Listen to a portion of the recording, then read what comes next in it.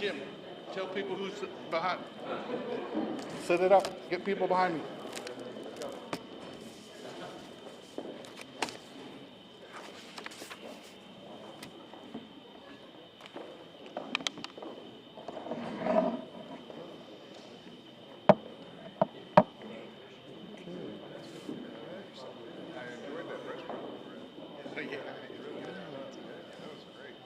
Are we good to go? Good to go? All right. Welcome. As you, if y'all aren't aware, we had a commissioner's court that started at 9 o'clock. The time is nearly 4:30 p.m., so I'm appreciative for all those that, I don't know if y'all waited the entire time or y'all just showed up, but for most of us, especially our county commissioners, it has been a long and eventful day. And for this particular press conference, we're going to focus in on the NextGen flood warning system that the court took up and has approved. So without further ado, I want to introduce David Smith, our Bexar County manager, Jeff Coyle. I'll ask that you be here and speak of the city of San Antonio, and Jim Campbell, the chairman of the board, on behalf of the San Antonio River Authority. Mr. Smith, you have the floor. Thank you, Judge. Shortly after the events of Beidle Creek, the judge's office asked for the River Authority to prepare an analysis of what they thought actually happened that morning. That analysis was done fairly quickly. Thank you, Derek, and your team, Jim.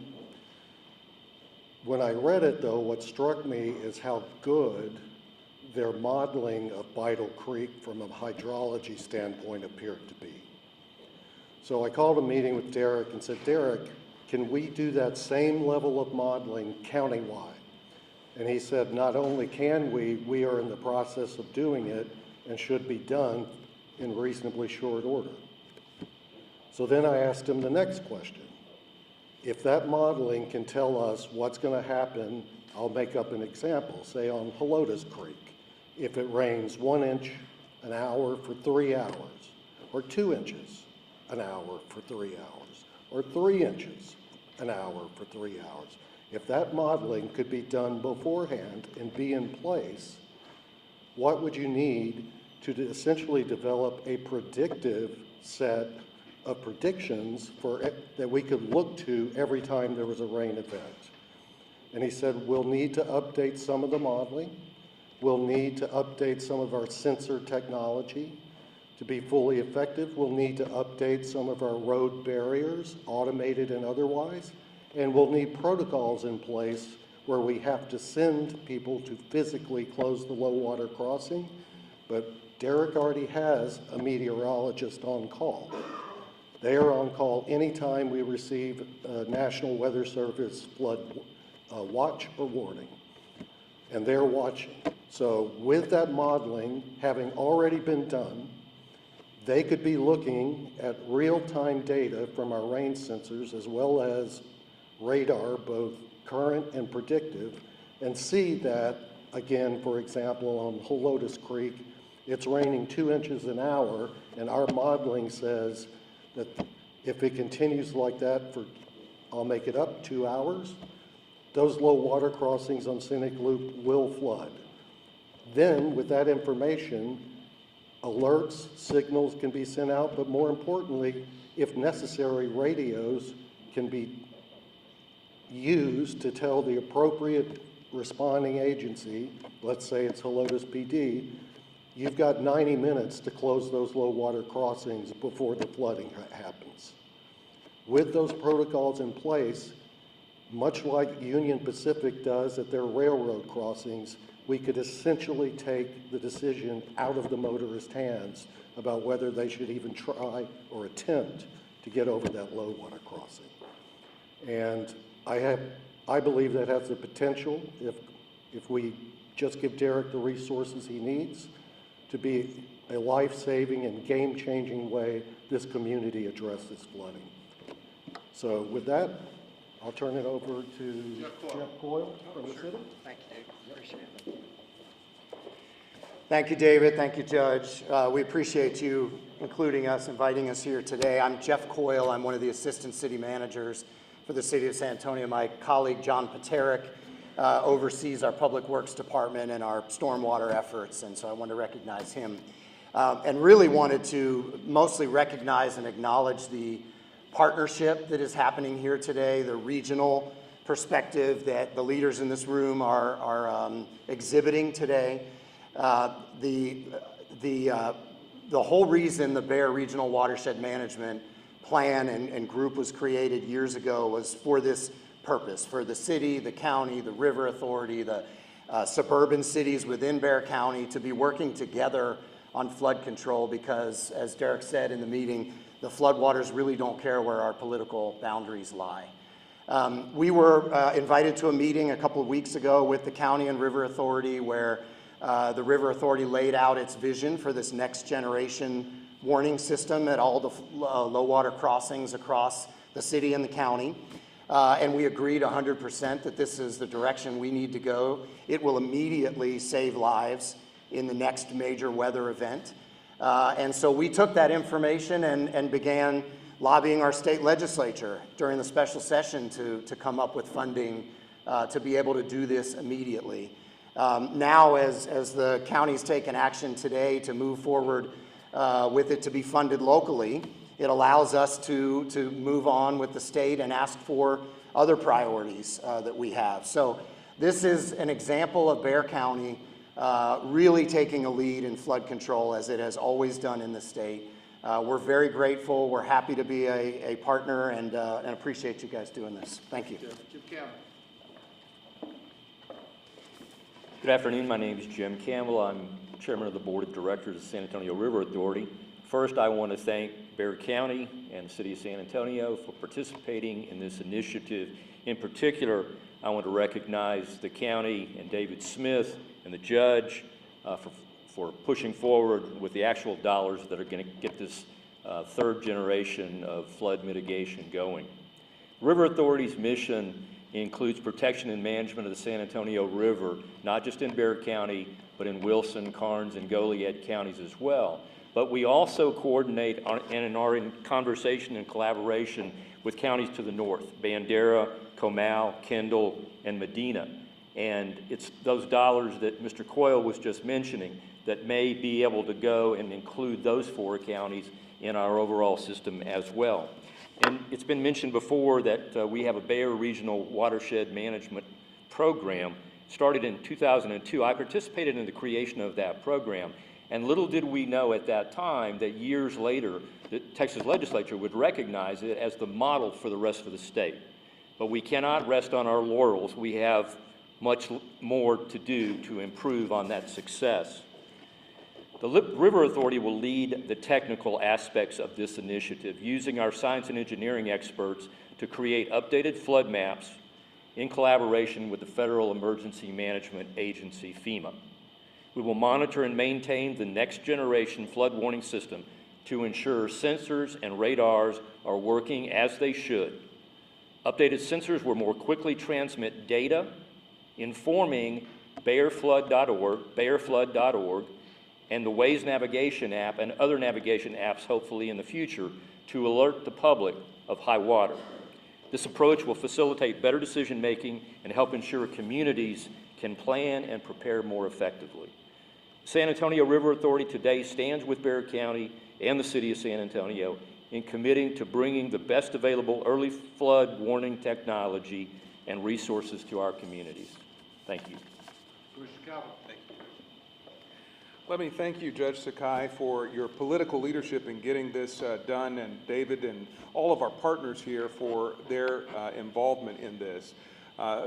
This is a very important initiative for unincorporated county areas, suburban cities, because we don't have lighting in many of those areas. And so this particular package includes solar lighting around where these barriers will be, and that is to be applauded along with the security. We had a situation in northeast Bexar County, rural county, where we were having a high alert arm that was actually stolen, and unfortunately that does happen, that these barricades are removed, but the protections that we're putting in place I hope will provide a lot of safety to a lot of people. So thank you, Judge, again for the political leadership in moving this forward. Out of the floods of 1998, where we saw the gas station that used to be at Vicar and Perrin-Bidle completely wiped out, many homes were leveled, the county invested between 2007 and 2017 $500 million in flood control programs. Up until the incident along Perrin-Bidle and Bidle Creek, there were 0 losses of life where the county had invested in flood control measures.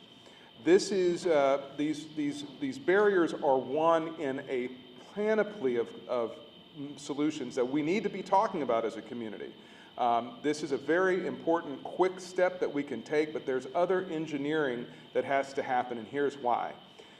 When we look at how this happened, we know that within a 5 square mile radius, there is a catchment basin that received into Bidle Creek on one side of that basin 6 inches within a several hour period and 6.2 inches within another period. And that is part of why the waters move like a tsunami, along with the fact that in this area you have a lot of impervious cover, a lot of development concrete, and not enough retention and drainage. So after this moment, we have to become laser focused on how do we develop drainage projects like the one the county did at the Old Spanish Trail on Fredericksburg Road, which also doubles as soccer fields under the leadership of Commissioner Elizondo. We've got to do that same thing along the Perrin-Bidle corridor in order to protect our folks. That's going to require collaboration and partnership with the city of San Antonio.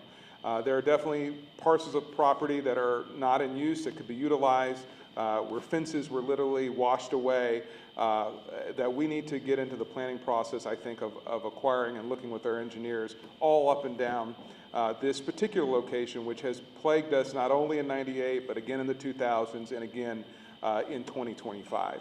So as the commissioner who represents this area, and I grew up along the Perrin-Bidle corridor, used to ride my bike in these areas, we still have some measures to do to protect life, but I believe that these particular barriers will be a positive step in the right direction.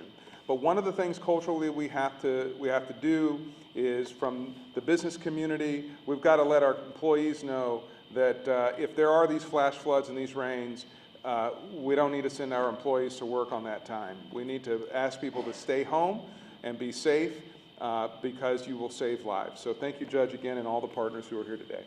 Commissioner Moody.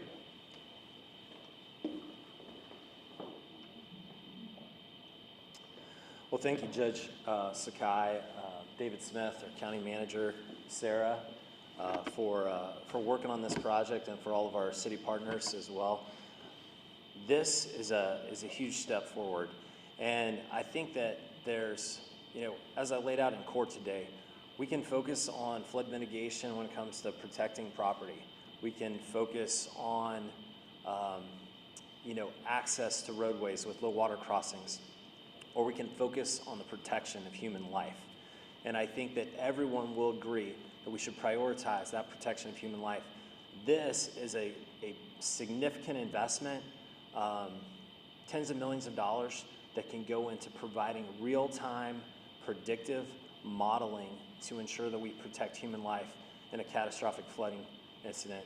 Obviously, our thoughts and prayers have been with those who were impacted by the tragic floods on Perrin-Bidle, those in the Hill Country, in Kerrville, along the Guadalupe River. This is a high return on investment for Bexar County tax dollars. And I look forward to working with the city of San Antonio, our surrounding counties, to really invest in this space and then figure out what else we can do. But this is a foundational investment that I think we need to prioritize, that makes sense and will truly protect human life going forward. So thank you. Thank you. All right, at this time, we have subject matter experts here. Art Reinhardt, our public engineer, I think Derek Bays and your staff is here.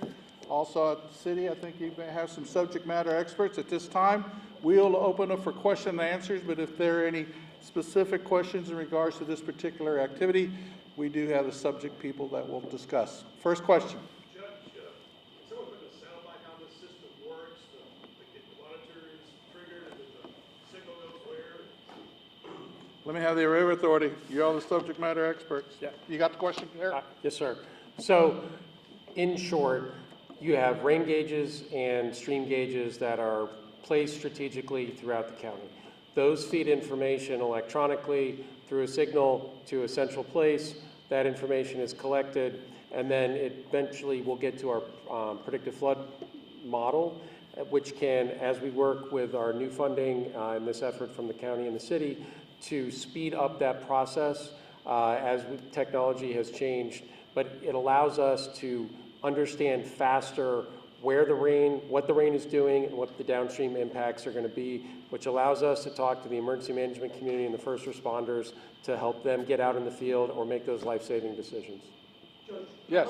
how much money is the county putting into this, and how much money is the city of San Antonio putting into this plan? Well, we'll just respond to this county. So the direction I received today is for certain to address the funding needs that are for the unincorporated area and our suburban cities, which the River Authority estimates would be 10 million. They estimate the cost for the system within the city of San Antonio to be 11 million. We'll start with the 10. We welcome partnerships, but at the end of the day, I believe my direction from the court is the River Authority will have the 21 million it needs, whether it comes from us, the city, the state, or whoever. They're going to have the money to make sure Bexar County residents and citizens are protected. Let me have Jeff Coyle from the city of San Antonio. Sure, and I think David summarized it perfectly. It is not currently in the city's budget beyond the conversation today, so we haven't had those discussions yet, but I think we're all in agreement this needs to happen. As the judge said earlier today, the county's city's taxpayers are the county's taxpayers. I don't believe that most folks care what the color of the money is. They want us to solve this problem. So we have a long partnership between the city and the county and the River Authority, and we expect that that will continue.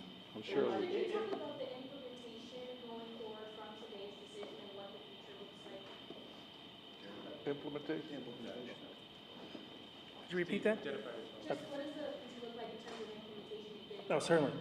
Steve Metzler with the San Antonio River Authority.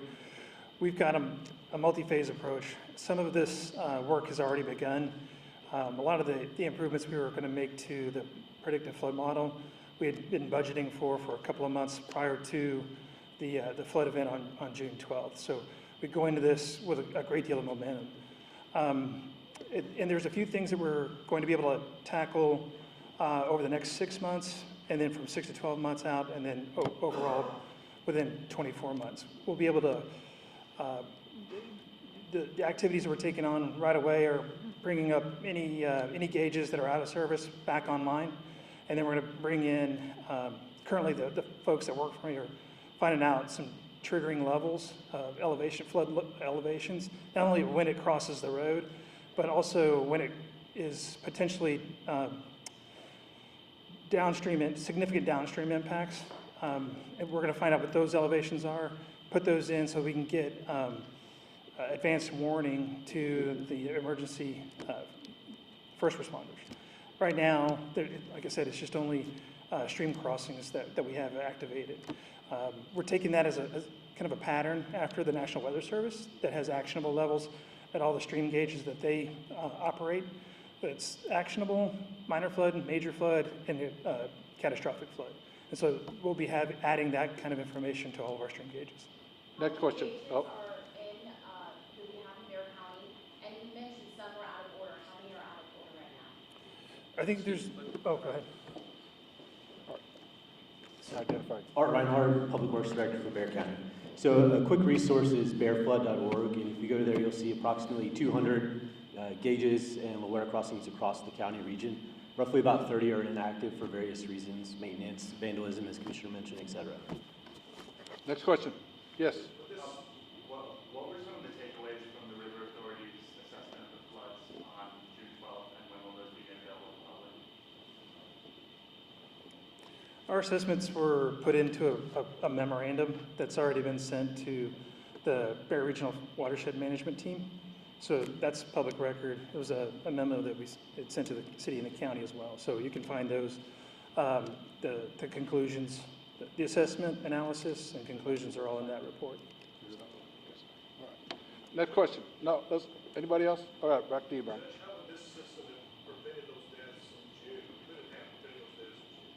Who wants to take that one on? Derek. I can take. Identify. Yeah, so Derek Bates, GM of the River Authority. So I just want to say something that I said in front of the court too. You can never eliminate risk. You can work towards mitigation, but you can never fully eliminate the risk. But if such a system had been in place in June, it's possible that the turnaround time for the predictive flood model would have been faster, and there were additional number of gauges with better sensors and additional readings would have fed faster in and potentially allowed first responders to see what was going on and maybe block that road. That is a whole lot of what ifs, but that is what we are striving for with this investment and this partnership, is to get ahead of that curve as much as we can to help prevent future deaths, prevent those future high water rescues, and help keep people out of harm's way. Let's take one or two more and we'll wrap it up. Anything else? Before this plan and project is put in place 100%, and to avoid, hopefully never happens again, but to avoid what happened that day, are there any extra measures being put into place by the San Antonio River Authority to mitigate maybe if something like that happens again right now at this moment? Do we have any other mitigation remedies? I mean, those things take investment. You're talking about additional mitigation remedies that are in place now. So what we've been talking about is we know that there are more gauges and non-proprietary gauges that are needed. Our software that we use for predictive flood modeling, we put into effect a little over 4 years ago. Technology changes, and it's that time. So we are in the midst of that process. This funding and partnership with Bexar County and the city of San Antonio will allow us to progress faster. I have engineers, whenever there's a National Weather Service alert, that they are watching the weather, they're watching the reports, they are running the model so that they can feed information directly to the emergency operations centers. Those are happening now. So we are doing our best, and the faster we can move, the faster we can keep people safe.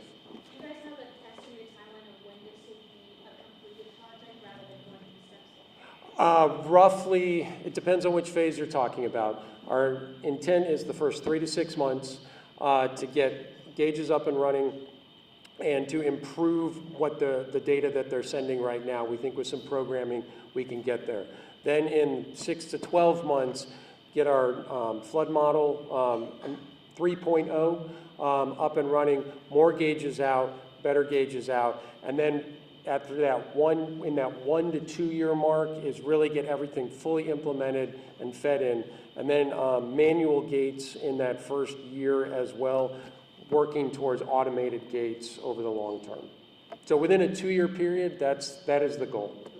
We live nowadays by these devices, these little things right now. Is there any way, whatever is found, right away, everybody gets this right here? Antonio, it's a great question, and it's a question I asked out loud. Hey, we have all these warnings, but I believe we kind of have warning fatigue, and a lot of people turn off the warnings. A lot of people disregard it, especially when they're sleeping. So one of the things I suggested, just as a simple matter, how about an old siren? But maybe that works in a rural, smaller area. How's that going to work in San Antonio? So this is just the first step. We're going to have to get a NextGen flooding award warning system into place.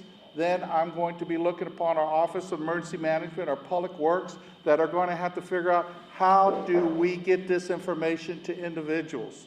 How do we educate the public? We have to have a process from these warnings that this system will give to either individuals, to our first responders, to our partners, the city of San Antonio. How can we get the crews out there? Public Works is ready to go at any moment's notice to put out barricades.